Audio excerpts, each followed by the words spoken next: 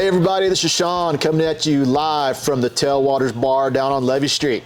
And today we've got one of my favorite flies called Little Sammy. It's a redfish fly.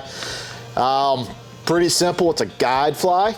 Not a whole lot of stuff going on. It's only got like 3 materials and some eyes. So the cool thing about this fly is that when redfish are feeding, sometimes it's shrimp, sometimes it's crabs, sometimes it's little bait fish. This fly kind of resembles all of them. So to get things started, we're going to use an Arex hook. It's one of their saltwater jig hooks in a size 4.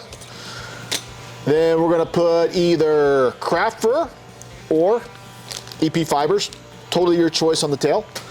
And then for the body, we're going to use the EP brushes. Woolly Critter works really well, so does the Foxy brush in about a 1/2 inch. And then we're going to use some of the Crazy Legs. As far as eyes go, I kind of tie it 2 ways. One is using like the smallest brass eyes I can get away with, or I like to use the larger bead chain. Kind of the way I do this is that if we're fishing water, say 2 feet, I like to use the lead eyes. We're fishing that ultra skinny 6 inch to 12 inches, backs out of the water, tailing fish type of stuff. Then I like to go with the bead chain. Also, if there's a lot of grass, which this time of year down on the Texas coast, especially like Port O'Connor, Port Aransas, you're gonna see a lot of grass on the flats. That bead chain is excellent to keep that fly right above the grass in the strike zone so the fish can see it. So let's get started. All right, let's get started. Okay, we're gonna start off with the Arex SA 254 salt jig in a size number 4. You can tie this whatever size you need for your local fishery. Number 4 seems to work really good in Texas. Maybe even number 6 if you're fishing a little bit further south towards Padre. All right, put our hook in there, and today I'm using Danville's flat waxed in black. All right, we're gonna start off just making a nice little thread base. All right, there's our thread. All right, next we're gonna grab our eyes.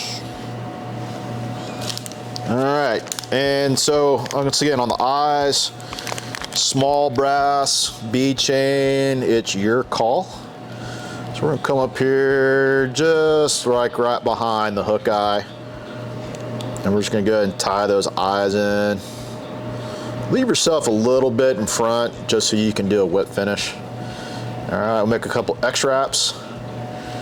All right, and what I like to do is take a little bit of super glue gel. You can also use any type of head cement, but all I'm gonna do, kind of coat my thread, and then go in here, make a couple wraps. And then I'm gonna go under the eyes and above the shank. Really kind of lock stuff in there.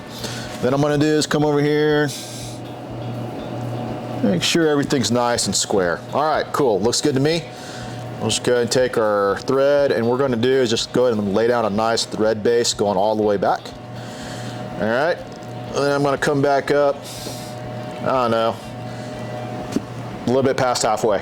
All right, so today I'm gonna use craft fur. Like I said, you can use craft fur, EP, or whatever you wanna do.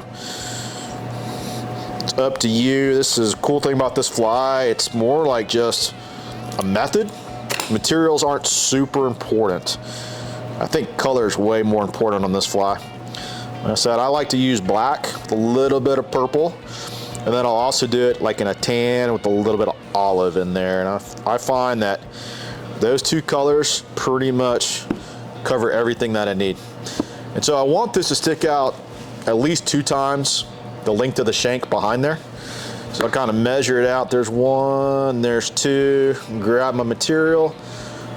All right, what I'm gonna do is just kind of grab that material by the butts. Throw a couple wraps over there. I'm not really concerned if that stuff's sticking out. We're gonna cover it later on. But what this does, this kind of adds a little bit of bulk to the shank, just so the fly has a little bit beefier profile. Now what I am gonna do when I get here to the bend, I am gonna go down the bend or up the bend a little bit. And what that does, that's gonna kind of help that tail kind of stick up a little bit. I think kind of makes a nice little presentation. It's not quite so vertical, a little bit almost not quite 45 degrees, but seems to help out pretty well. All right, next thing we'll do is we're gonna tie in our legs. So I like to use like the two-tone crazy legs from Hairline. And what we'll do is we're gonna kind of take 2 pieces of them, find the center of both pieces. We'll kind of trim these up a little bit, get them pretty even. All right, and all I'm gonna do is just take them, kind of use a thread to split them, keep a little bit of tension. I'm gonna tie them on.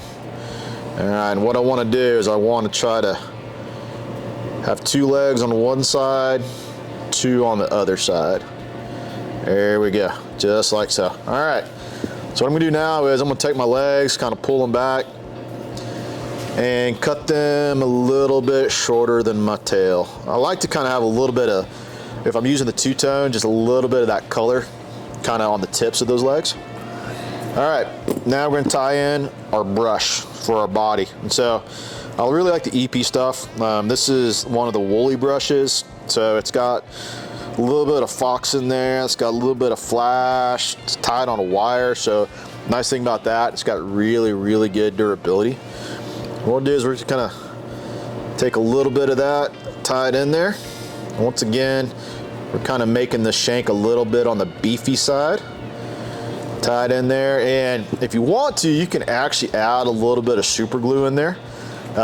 If you're building your own brush, that's definitely a great way to do it, just kind of make it more durable. Because I'm using a brush with a wire core, not super necessary. That wire, once you wrap it around there, it's pretty much on there. We don't have to worry about this fly coming apart. But what I'm gonna do is I'm gonna take my thread and go ahead and advance it to where it's right behind the eyes. Just kind of leave it right there.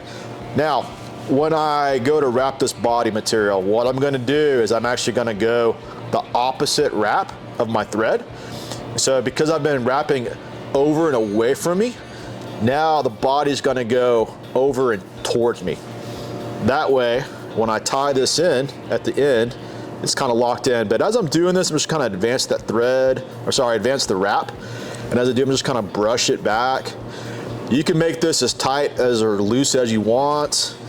I kind of do somewhere in the middle, probably a little bit more on the looser side.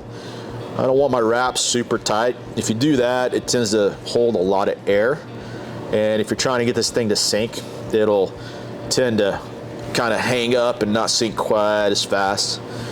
All right, keep advancing, keep wrapping, keep brushing it back. Okay, there I am. I'm at my stopping point. So what I'm gonna do is kind of pull the fibers apart, kind of get that wire core exposed as much as I can. I'm gonna go ahead, let's make a couple nice kind of sturdy wraps. What I do is take my wire cutters, I'm gonna cut a little bit above that wire, and then what I can do is kind of fold it back. Really locks in that wire so it is not gonna unravel on me. Just do a couple kind of wraps, kind of make everything look nice and pretty. Kind of get any stray hairs out of the way. All right. Then I'm just gonna come forward, make a couple wraps, make my whip finish. Now, at this point, the fly's done. Man, you don't have to do anything else. If you're really concerned about, fly having too much scent on there, say if you're gonna go tie this morning and fish this afternoon, then what I would probably do is a couple whip finishes and call it done. But if you've got a couple days and you're getting ready for a trip down the road, what I like to do is actually put a little bit of either head cement, or what I really prefer is some type of UV. So this is Solar Res Bone Dry. What I'm gonna do, okay, as you can probably guess, something happened. Yeah, the camera died. Hey, we can make sure there's gas in the boats, battery for the camera, maybe not our forte. So let's pick up where we left off. All right, so we're putting some UV resin on the head of the fly. And basically what we did is we kind of make a wedge. Think of bonefish bitters. And the reason we do that is now this thing will slide through the grass a lot easier. If you ever thrown a fly out there and it's got, say, lead eyes or bead chain, and the grass kind of T-bones it, well, this right here is going to help that from happening. So put the UV on there, make our nice little wedge head. And then what we're gonna do is we're gonna trim the fly. So, turn this thing upside down, but what I wanna do is I kind of tease out the material. Then I come in here and I give it a little haircut right across there. What this does, this allows the fly to sit on the bottom and not stand up quite as much. The other added bonus is because I did this, those fibers won't trap as much air, so it's gonna sink a little bit faster. The other thing is you've been fishing this fly for a while, it becomes waterlogged, so when you go to pick it back up and recast, now with less material, less water, softer entry. Now the other thing that we can do is we can actually trim up the sides as well. So we kind of give it a haircut on the sides, on the bottom, and we leave the top a la mohawk. And that right there is Little Sammy. Now the background on this fly, this one is kind of like my go-to fly down in Port O'Connor, Rockport. Been fishing it for the last 4 or 5 seasons. It's won a couple tournaments, not to brag. And the name comes from my dad. My dad is Sam.